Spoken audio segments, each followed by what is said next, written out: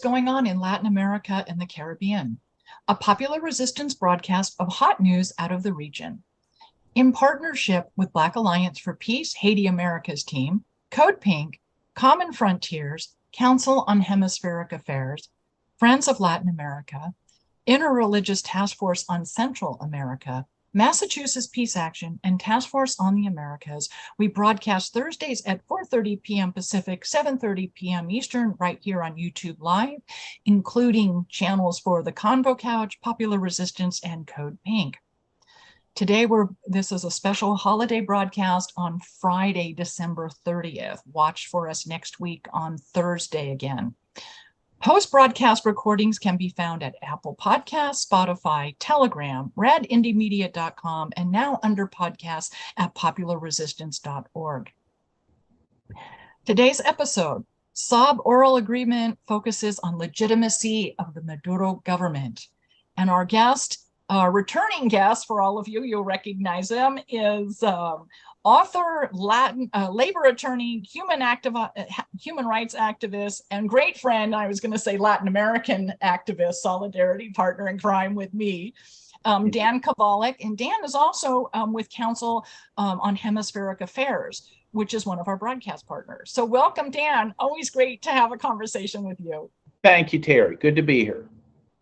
So let me give all of you a quick background as to what our conversation is going to be based on today.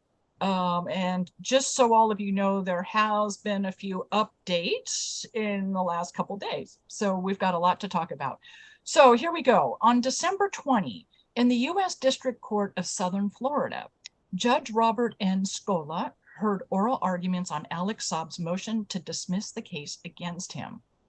The factual issue for the court to decide was, quote, and these are Dan's words, all of you, whether Mr. Saab was a special envoy from Venezuela to Iran, traveling on a mission when he was detained in Cape Verde and extradited to the United States, and therefore entitled to diplomatic immunity, unquote. Dan was present for the hearing and will discuss in detail the hearing results and what has ensued since December 20th.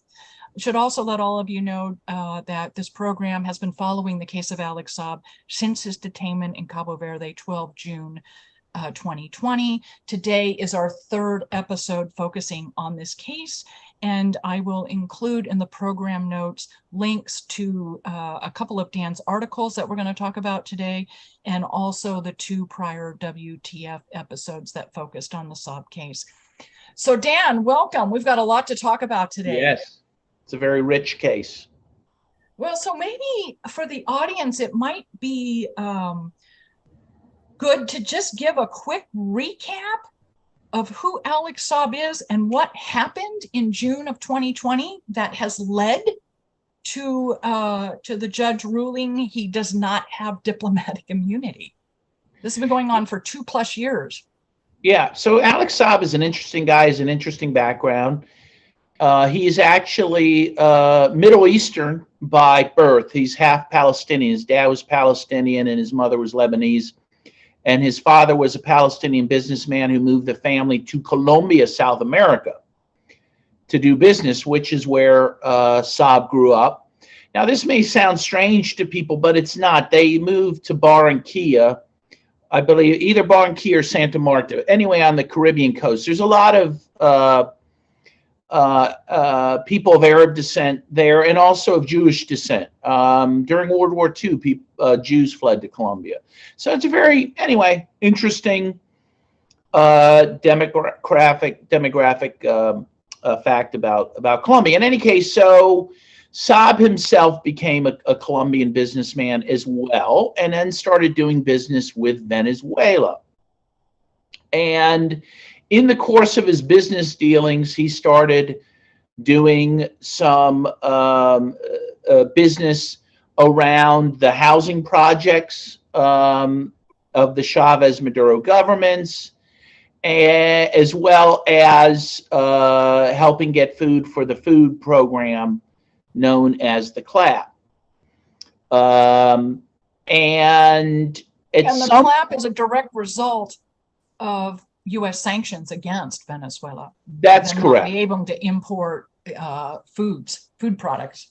And yeah, and Saab became very adept at navigating U.S. sanctions to get food to Venezuela, to get building supplies to Venezuela, to get oil to Venezuela. And at some point in 2018, he is appointed by the Venezuelan Foreign Ministry as a special envoy to officially represent Venezuela with other governments like the government of Iran, but also Russia, again, in pursuit of oil, food, medicines, building supplies for Venezuela. And in the course of his diplomatic work, he went to Russia once and he went to Iran twice to procure, again, these food, medicine, oil for Venezuela. Venezuela would pay for these supplies in gold. And Saab actually used his own plane to carry the gold to Iran and to bring the supplies back. And then the Venezuelans are using gold to transact for financial transactions because they have no access to the global financial market. They cannot use U.S. dollars, nor right. can they use the SWIFT overnight banking system. Right. And they also sit on a lot of gold. Their nation has a lot of gold under it. So he used his own plane to bring this gold, which is kind of incredible. And so then he is going to make a third trip to Iran for the same purpose. At this point, to just negotiate another deal for food and medicine for Venezuela. And at the hearing, one of the people who testified was Saab's security guard, who, by the way, was provided by the government for him because he was a diplomat, who went to Miraflores, the presidential palace of Nicolas Maduro, before the trip, this last attempted trip to Iran. And the security guard testified that he was handed at that meeting some diplomatic pouches, which included correspondence from Nicolas Maduro and the president, and Delcy Rodriguez, the vice president, to different officials in Iran. The letter from Maduro was actually to the supreme leader. And the security guard testified that when he escorted Saab to his plane, he, took note of the items he was carrying, and again, those included these letters in sealed diplomatic pouches. Saab then flies towards Iran, but he has to refuel on the way. And he wanted to refuel in the west coast of Africa, in Senegal or Morocco, but Oh, I lost your audio.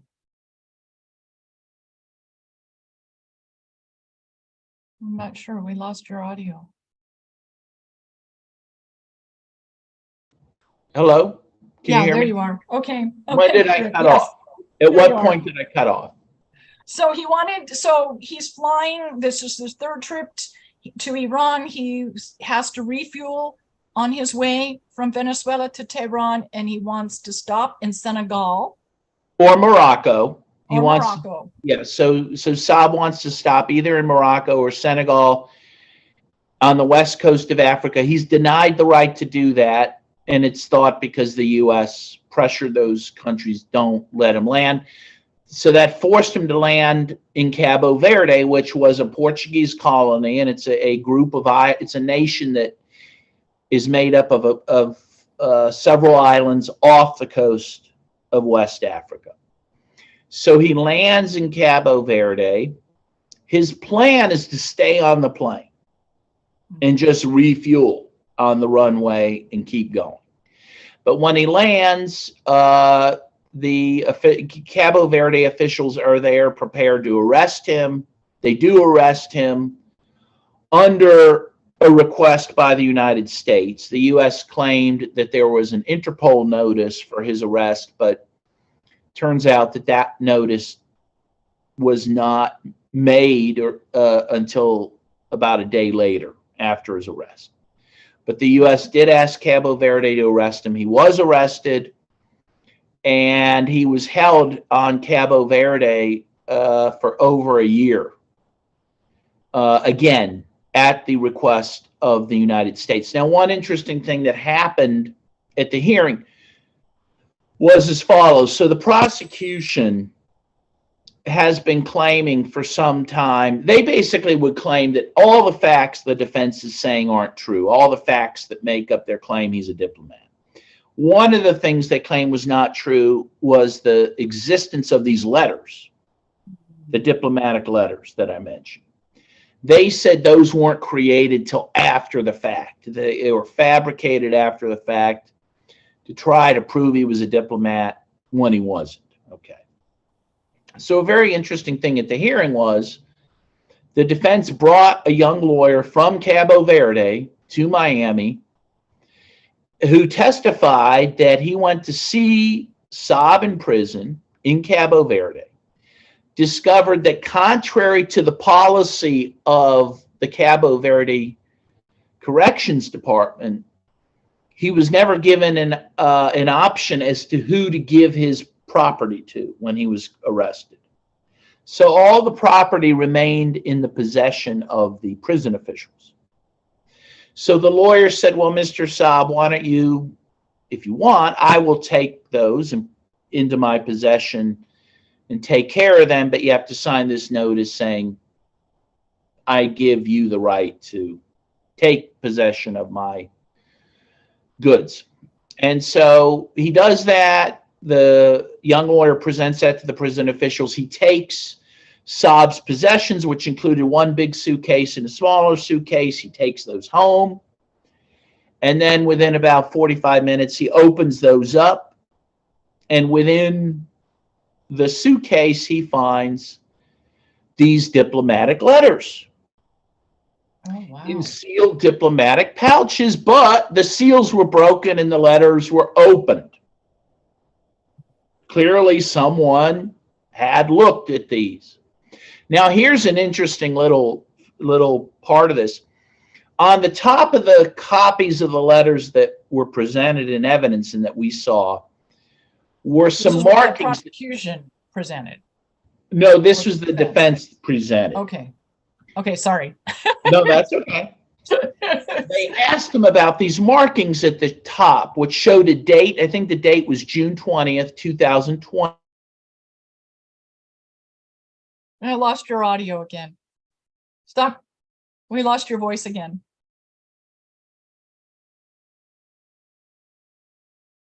No, I can't hear you. Sorry. There. Okay. Okay. Sorry about that. I don't know. Don't be too animated when you're talking. Yes. Okay. Right. Okay. I will try to be still. Okay. No, it's great. Keep going. Okay. So they ask him, the defense asks him about these markings at the top of all the letters that indicate a date, June 20th, I believe, 2020. I believe that's the date, which was the day he was arrested in Cabo Verde. And next to that was something that showed a JPEG, okay, which suggested that these documents had been photographed on that date and then maybe shown to someone else. Okay. And they asked like the defense. Photographed and sent somewhere, maybe. Well, yes. Or shared, yeah. So the defense says to the lawyer, were those markings at the top of those letters when you saw them? And he said no. Which means the letters, the copies of the letters that the lawyer saw did not have those markings at the top. They were made at some other point. And those were the copies, by the way, those letters with the markings at the top showing they had been copied. those had been given by the prosecution to the defense in the course of discovery. The American prosecution, right? So what showed most likely is that it was given to the Americans. It was copied and shown to American officials. Yeah. So they From knew, Cabo Verde, where whoever saw them. Yeah. Right. Yeah. Wow. So the Americans and the people in Cabo Verde darn well knew he was a diplomat with diplomatic pouches. Yeah. Wow. And then, of course, the prosecution, I would argue, did not tell the truth. In fact, they lied when they tried to claim, oh, these were created after the fact. No, because this lawyer saw the originals without those markings. Right. The young lawyer. Yeah, at a within days after Saab had been arrested. Okay. Yeah. And then the interesting thing is the prosecution lawyer tries to cross-examine the young lawyer. And by the way, he asks some questions at first that have nothing to do really with the letters. He's just trying to impeach the guy. And the defense stands up and objects, says, look, this is beyond the cross's scope. This is irrelevant. And the judge gets flustered and finally says to the prosecution lawyer, are you gonna challenge?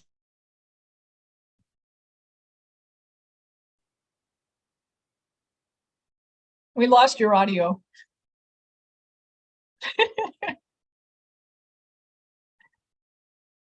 I lost you at, are you going to challenge? Sorry. No. Okay. I don't know why this is happening. In any case, I think I know where are you going to challenge the young lawyer? Right. And the defense, or sorry, the prosecution lawyer says, no, we're not going to challenge that. And the judge is like, well, then why are you asking these questions at 6:00 p.m.? And the guy just sits down.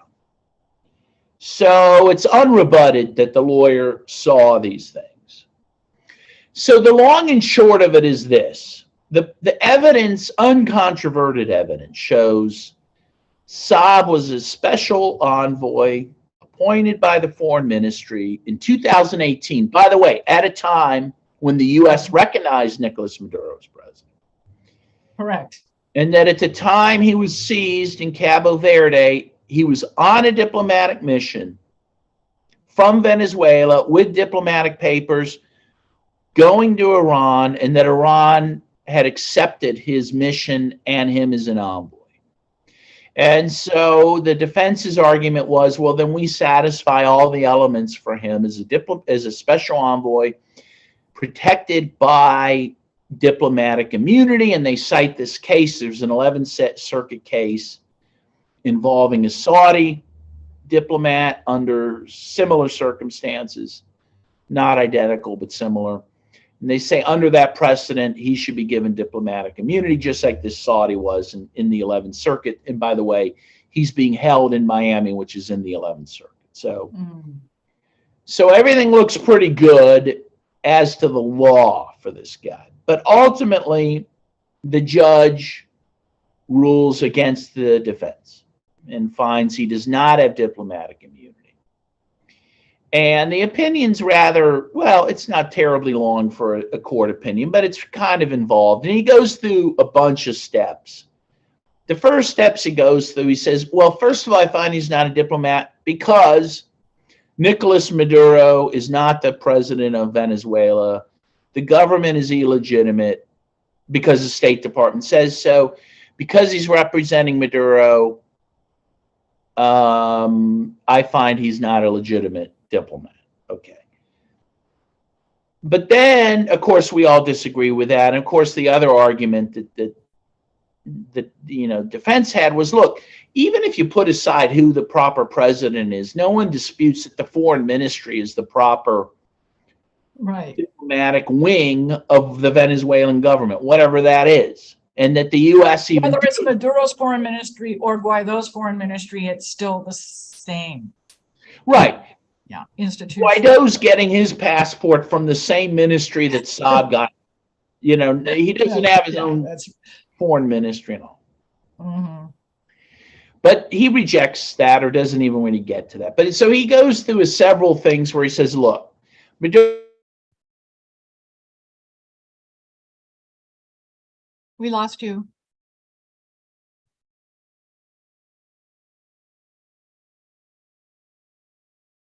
You froze just a bit. Diplomat Okay, on a, yeah. He says, even if Maduro, let's assume Maduro is president. I don't think he is, but let's assume he is. He just says, still he's not a diplomat because I find he was a temporary diplomat on a temporary mission in transit to his diplomatic destination, which was Iran.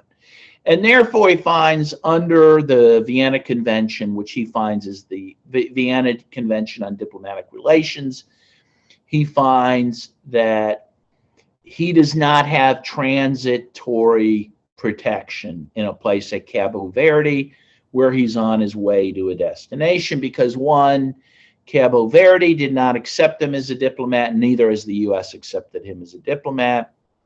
And that's how he distinguishes the Saudi case in the 11th Circuit. He said in the Saudi case, ultimately, after the fact, by the way, after the dispute arises with this Saudi official, the U.S. accepts his diplomatic status upon the request of Saudi Arabia. But he said that never happened here. Neither Cabo Verde nor the U.S. accepted his diplomatic status or accepted him as an envoy, and therefore I find he does not have We lost your audio. Yeah.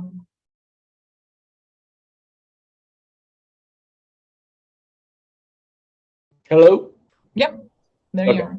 Okay, where did he lose? So he doesn't have diplomatic, the Saudi was recognized as having diplomatic status because the United States ultimately, after the fact, recognized it, whereas with Alex Saab, the United States nor Cabo Verde recognized him as having diplomatic status while he was in transit.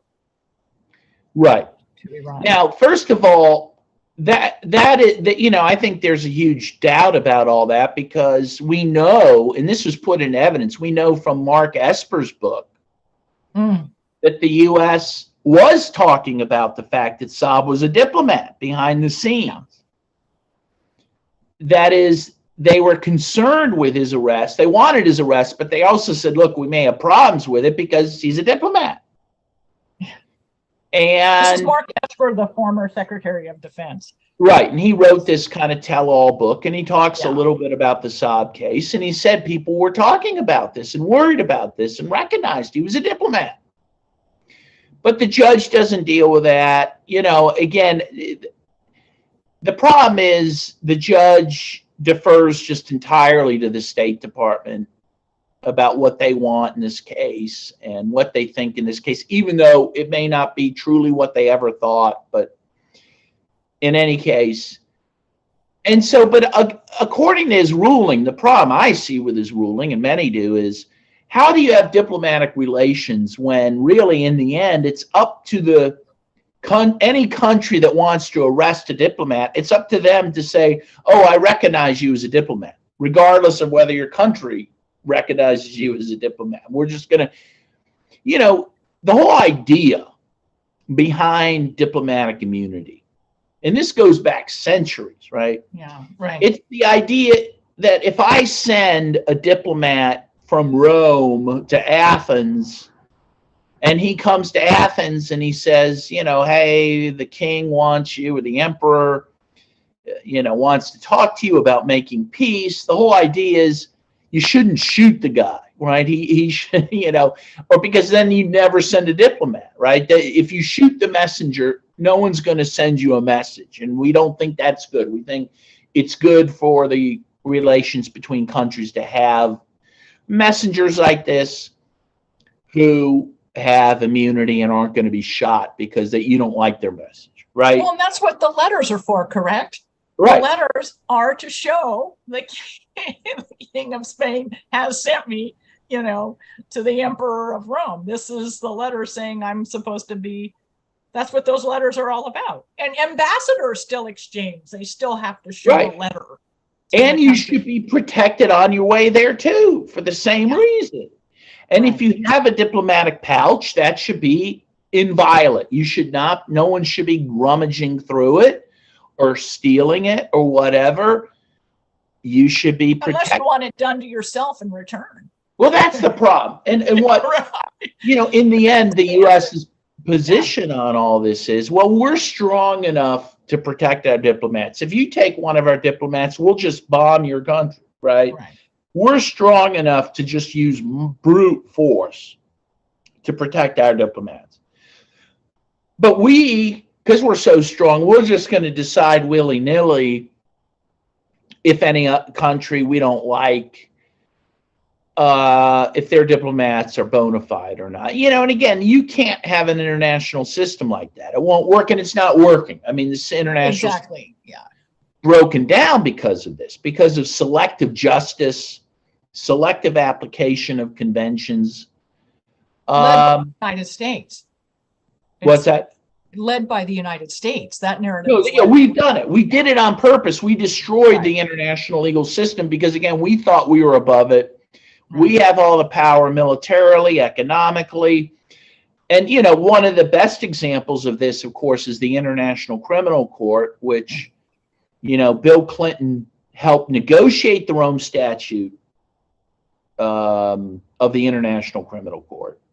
He tried to weaken it as much as possible to prevent it from applying to the U.S. He then signed that convention, or the Rome Statute, but he never got it ratified, and then George W. Bush unsigned it. So the U.S. never became a party to the Rome Statute, but of course it tries to apply it to every other country, you know, right? It's going to try to apply it against Russia now. Human rights. Right, for example. Meanwhile, the U.S. doubled down on its own lack of acceptance of the Rome Statute, the ICC, by passing what's known as the Invasion of the Hague Act, which George W. Bush signed into law, which says the U.S. can invade the Hague to rescue any U.S. persons who the ICC wants to prosecute. Okay? So that's how insane the U.S.'s position is on international law. We have the right to invade the Hague to stop the ICC from prosecuting one of our own, but we're going to make sure other countries are prosecuted by the ICC. Well, this is why the world is balking at the U.S. It's like, well, this is absurd, and therefore, you know, and, you know, Father Miguel de Soto, who was the foreign minister of Nicaragua and who became the president of the UN General Assembly, he said, while he was president, he said, when there were debates about the ICC and its application, he said, I believe that the ICC should prosecute no one until it has the right to prosecute everyone. Everyone, yeah. You cannot have this selective justice system. You cannot have a selective diplomatic system, but that's what's been set up, and that's where we are. And I think this judge, who seemed very smart, seemed fair, at least in the way he handled the hearing, in the end, I think he buckled to pressure from the executive branch of the U.S. government, which, again, we have a separation of powers in these countries. And it was always recognized that the judicial branch should have the most protection, because from being bullied by the executive branch and the legislature, because the judicial branch has no power, right? It has neither the power of the sword that the executive branch has or the purse, which the legislative branch has. So we should be very cautious about allowing it to be influenced and pressured by the other branches. And yet this is an example, I believe, where the court just buckled to the executive branch and basically threw its hands up and said, State Department doesn't recognize Maduro. It didn't recognize this guy as a diplomat, so I'm going to punt. And I'm going to just rule against the defense, and they can appeal. And if someone disagrees with me, let the appellate court disagree. And by the way, he more or less said that in the oral argument. He kept saying, whatever I do, it's going to be appealed anyway. So, you know, so I don't really have to do anything. Yeah, but it's sad. He's an older judge, as most judges are. Most judges are long in the tooth. And why not take why not take a stand and take a chance? I mean, if you're overturned on appeal, you don't lose your job. It's still a lifetime. Yeah. But that's where we're at. And it's a really sad situation because I think lurking behind the case, and it felt this way at the hearing and what things that were said, lurking behind the case, again, is the U.S.'s,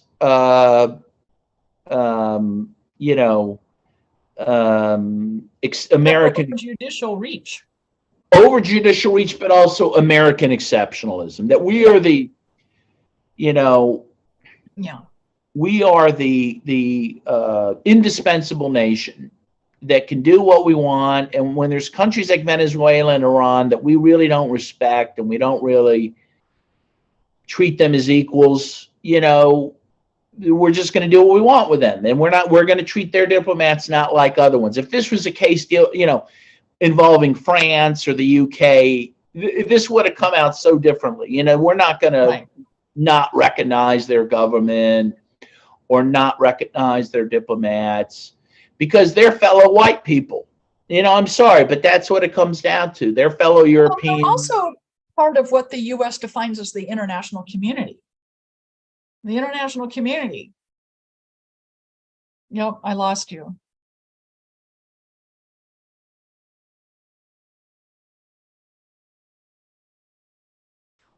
Yep.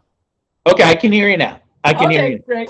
I couldn't hear you either. So, the United States defines who comprises the international community, and then within that community, the U.S. defines the rules-based order. And there's a whole lot of countries that are excluded from that, including Venezuela and Iran and Nicaragua and Cuba and probably China by the end of the day. And all, there's a I got in this conversation with somebody about, is this becoming like an inverse Iron Curtain? And it's almost like the U.S. is self-isolating. Yeah. Well, yeah, I'd like to say a couple things about that. Or the West is self-isolating. It's probably better. So one, I agree with you on that point. First, I want to say this, that the UN, the basic premise of the UN Charter, and it says it in the UN Charter, which the U.S. helped draft and was one of the original signatories, it says every nation is sovereign and every member of the UN is an equal member, right? It's, there's no hierarchy, right? Every country is equal under the UN Charter. So this view that we're talking about that the U.S. has for some of these other countries defies the UN Charter that the U.S. is a member of and helped draft. But something you said, I think, is true about this Iron Curtain thing. Even when the so-called Iron Curtain existed, you could freely travel to the Soviet Union, for example, even on an Aeroflot Russian aircraft from New York City, say. I lost your audio. You have to sit still.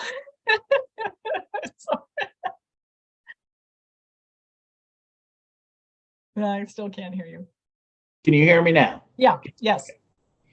So back then, especially if you're an American with an American passport, you could pretty much travel anywhere pretty easily. Most people could. And by the way, back in biblical times, you have, for example, the example of St. Paul, who was Saul, who went from Jerusalem to Damascus, right, by land. Right.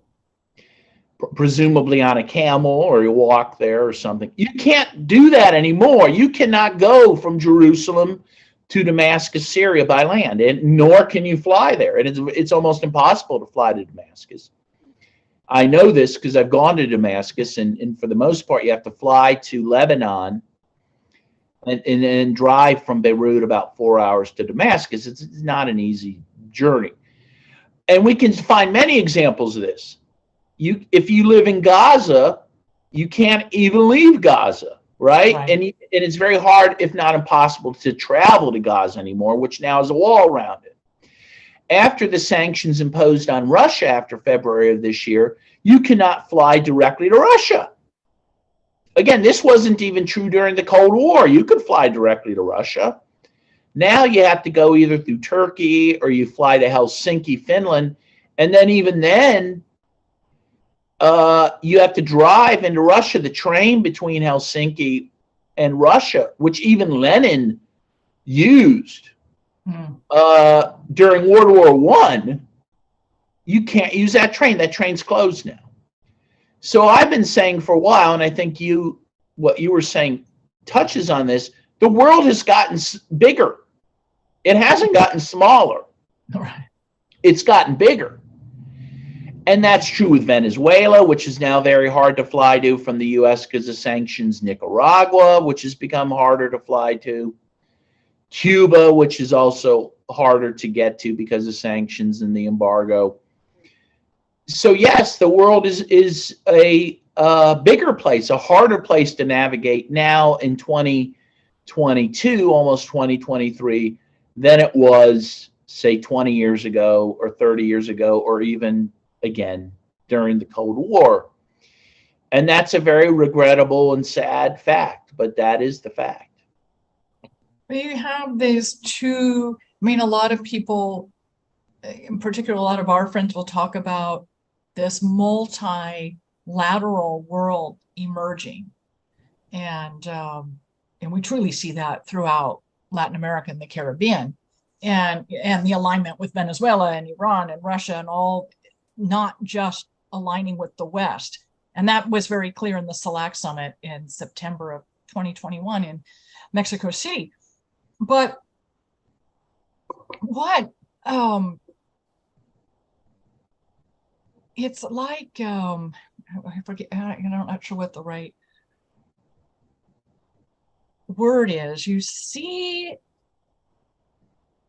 I hesitate to say it's a multilateral world, because to me, just as we were talking, this international community, this definition of what the international community is and rules-based order is definitely Western.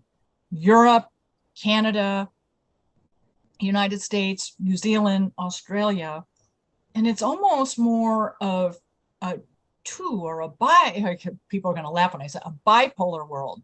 You have the West as defined by the United States, and then the rest of the world, Russia, China, Iran, India, many countries in Latin America. It's two. It isn't necessarily multi to me as much as it is, a two. The world is splitting in two again, like the first Cold War.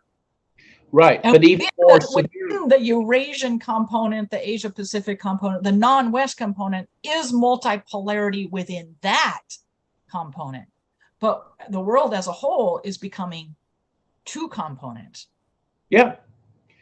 Yeah, well, I think that's true. And the reason for that is that the U.S. wanted to be the unipolar world, right? It wanted to be the only superpower. And now other countries are emerging, and they're joining with each other. So basically, it's the U.S., it's Western European partners, Japan, Australia against everyone else. That's essentially what we're seeing. Right. By the way, I have to also say, because we just finished Christmas, and for my Orthodox friends, they're heading into Christmas on January 7th. When we talk about the world getting bigger, I'm sure you've seen this meme for Christmas, that if Mary and Joseph had to go from Nazareth to Bethlehem, now they'd have to go through 15 checkpoints. And the baby would not have been born. Or the baby would have been born in a checkpoint. Yeah. And who knows what would have happened to it, and would have had to pass a wall as well. So I think that's a very important meme. I think that's a very important thing to reflect on during the holidays. I mean, this is where the world we live in now. It's not, after the collapse of the Soviet Union and the U.S., declaring itself the world's only power, the promise of that the U.S. was making was that it would make a more just and democratic and peaceful world, and it's been anything but that. Right. The U.S. has made sure it's been anything but that. Right. And that's a fact, and that's what we're seeing now. That's why we see the rise of this, as you say, either duo polar world or multipolar world, is the rest of the world sick of it. Yeah. And they have the ability to build, they have the economic ability and also the will now to collaborate on Right. much. Yeah. Yeah. And it's and that world that's emerging to me is very, very exciting. It is, and it's necessary. It had, again, Yeah. the U.S. has lost its right to rule. I mean, it had the world, it had the control of the world, and it used it very, very wrongly, by invading other countries, creating tens of millions of refugees through its wars of choice. Yeah. And the world has said, look, we're done. Bye-bye. Yeah. And you're going to see that rejection happening more and more because it's not sustainable. Can we, in our last few minutes, can we just go back real quick to that case of Alex Saab? Because there's a few things I'd like to share with the audience. And I think this is, in listening to you speak about what you witnessed in the court last week in Miami, I think this is something really important to reiterate with the audience, that Alex Saab was made a special envoy by the Venezuelan President, Vice President, Foreign Ministry in 2018. President Maduro was reelected by the Venezuelan people May of 2018. I don't know if you were there for that. I took a delegation. I was there. Yes, yeah, I was there. Okay. Yeah, and I was there as well. So just so the audience knows, we were there. It was a Democratic. He is a democratically elected president. I was there for both Maduro elections. Yeah. And and then inauguration was January of 2019, and it was in February of 2019 that the Venezuelans, or that the U.S. State Department gave the Venezuelans their stand-up president, Juan Guaido. So it's this whole thing of who was president and when. It's really clear under which presidency, under which foreign ministry the special instructions were written for Alex Saab. I mean, they weren't written, they were written before the stand-up president. So, or the U.S. appointed president is probably a more appropriate. I mean, it's clear. There's really not even a way. How do you even argue around that? Except, like you said earlier, the prosecution is making up facts as they go along, rewriting history, whatever that craziness comes out of Washington, D.C. It's true. It's true. Oh, I want to say one other thing. There was kind of a nice moment in the hearing. There was a woman who works in the passport office of the foreign Venezuelan passport office. Yeah, she was a witness, and she testified from Venezuela. Okay. Via video, and she was I really liked her a lot. She was, by the way, in the consular services. Is that? Yeah. Yeah. And she was clearly a Chavista, because when they swore her in, she held up her little blue Constitution and beautiful. Swore on the Constitution. I mean, when she's asked to swear on the Constitution, but no one held the book in front of her, but she had her own that she held up. Yeah, good for her. But she said a few great things. So first of all, the prosecution tried to trick her by saying, well, they tried to ask her a question about the Guaido government. And she said, well, first of all, I want to say there is not and has never been a Guaido government. The duly elected president is Nicolas Maduro. But the other thing she said, and I think this is probably a good thing to end on, to really give people an impression about Alex Saab and what he was doing.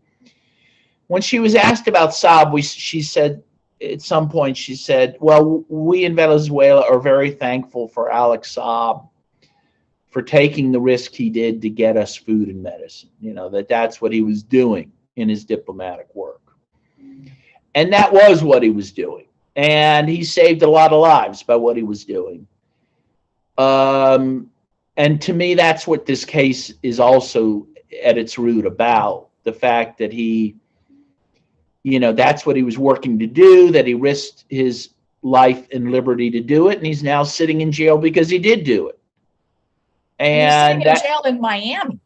Right. We didn't specifically mention his extradition. You did mention he was detained in Cabo Verde for a year, and then there was that whole argument as to whether he was going to be extradited to the United States or not. And then, of course, he was. Yeah, and it should be mentioned he was extradited to the U.S., though there is no extradition treaty between the U.S. and Cabo Verde. And even though Cabo Verde will find an exception to that, will sometimes extradite someone without an extradition treaty, but only if the requesting country, in this case the U.S., agrees to reciprocate, that is, to send someone upon Cabo Verde's request. And the U.S. made it clear, no, we're not ever doing that. So, the legalities here were not recognized under any. No, it's the one-way street. Yeah. Do as we say, not as we do. So before I let you go, Dan, what's next in this case? Alex Saab is going to appeal. He will appeal, so we'll see.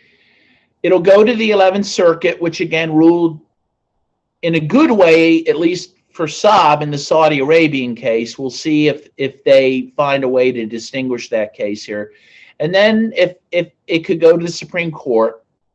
But in the meantime, my guess is it will go forward on the merits of the case against Saab. Yeah. And they'll go to trial on those issues. So the sad thing for Saab is, in any case, what it means by all this is he's going to sit in jail for a lot longer, and I think this is going to be a Julian Assange type case where they're just going to try the shit out of this guy. Sorry for my French. Yeah. And they're going to make sure, even if he wins, ultimately, he's going to spend many years in prison. And that is a shame and a sad thing, because I think he was doing something good for the Venezuelan people. And he's going to pay the price for that. Reminds me of this, I was told as a young lawyer, Dan, no good deed goes unpunished. I laugh. It's not funny. I mean, I'm laughing. Sometimes you learn that the hard. Alex Saab is learning that the hard way. Yeah. So. Yeah. He's stuck in a war, in an economic. And he has the key to free himself, and that is he could just make up a bunch of lies about Maduro and go on camera and badmouth Maduro. Believe me, they'd let him go, but he won't do it. He's a man of principle. He's remained loyal, which is really very, very impressive. Yeah. So I would love to have you come back as this case, progresses, as we go further. It's been, this is the third episode we've done focused on Alex Saab's case. And it's a really, it's pretty horrifying, actually. Yeah. And he has a family, he has kids. Both of his parents died while he was in Cabo Verde. I mean, there's a human cost to this for him personally and for his family, and it's very sad. It is very sad. Well, that's the message, isn't it? Yeah. That's the message to anybody else who may be interested in helping, or in particularly, working around U.S. imposed sanctions warfare. It has to be called warfare. That's what it is. And yes. So we'll have you back as this progresses. It's always so great to have a conversation with you. I want to remind the audience you've been watching What the F is Going On in Latin America and the Caribbean. We're a popular resistance broadcast, and we are live typically on Thursdays, 4:30 p.m. Pacific, 7:30 p.m. Eastern. You can find us on the Convo Couch, Code Pink, Action, and Popular Resistance Org YouTube channels. And if you miss us live on YouTube, be sure to catch us on Apple Podcasts and Spotify. So, okay, everyone, we'll see you next week. Happy New Year. Happy New Year. Peace.